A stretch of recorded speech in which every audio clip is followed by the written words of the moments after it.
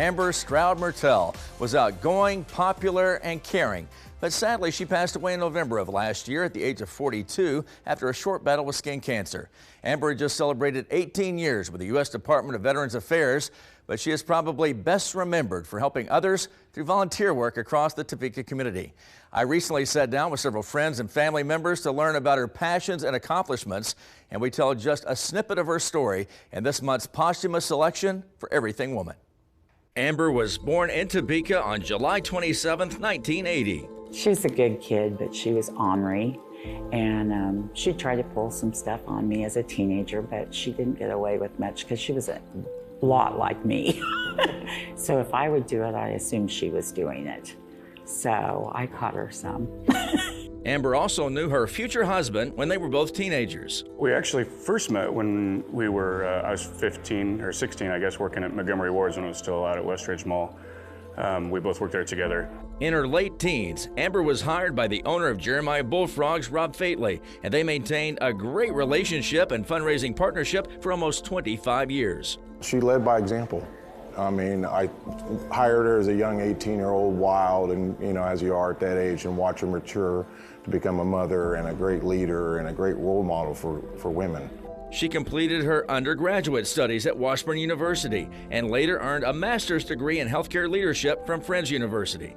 When she graduated from college, after Parker was born, then she went ahead and went right back in and got her master's in 18 months. So in hospital administration type stuff, and worked for the VA. Parker, who now works at Bullfrogs just like her mother did, recalls watching her mom in action.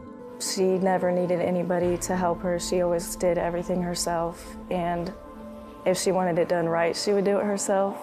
Steve and Amber didn't talk for a number of years, and after running in different circles for a while, fate made sure their paths crossed again. I was actually interviewing her mother for daycare. My daughter ended up going to Sandy for daycare, and we had talked and we were friends, and a lot of the things that we were interested in crossed paths. So I think that kind of started the relationship.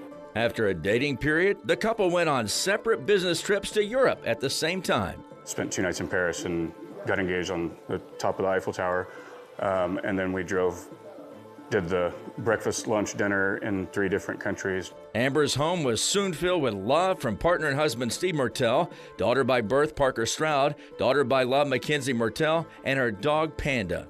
Outside the home, Amber was most known for volunteer work and fostering friendships which were intertwined across the community. Just very big role model for me, someone that I wanted to be as I got older, and I learned a lot from her, not just as a friend, but how to be a productive member of society and to give back. It's the most important thing. Amber was active with Project Topeka for 15 years, a local nonprofit that strives to eliminate hunger in Shawnee County by providing assistance to 7 local food banks. She knew everyone, so she was the best resource that we had to go help and meet people and help us raise those funds that we needed. She also helped with Club Blue at Boys and Girls Club and was known for organizing various golf tournaments like Friends of Forbes 190th and the Karen Harkness Golf Tournament by Bullfrogs. She was a major part of setting all the stuff up. I mean, I got a lot of praise, but the reality was if I didn't have Amber doing all the hard work, the tournament would not have been as successful as it did. One long-running tournament raised over $135,000 for a tennis scholarship at Washburn University. Bullfrogs has started another tournament to honor Amber, and it's already brought in $30,000 for women's volleyball at Washburn in just 2 years.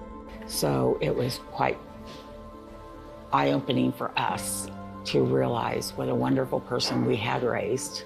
And she took off on her own and thrived and did a lot for the community, and we're so proud of that.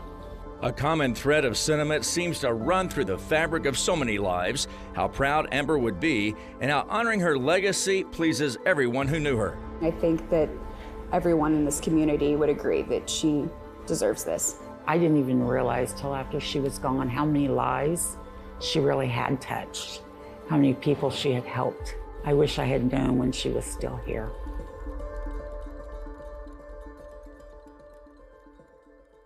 Amber cherished every daily activity and every moment, loving the people she cared about most. She passed on November 19th of 2022 after that quick cancer fight, and her funeral was the following week at First Presbyterian Church on Southwest Harrison.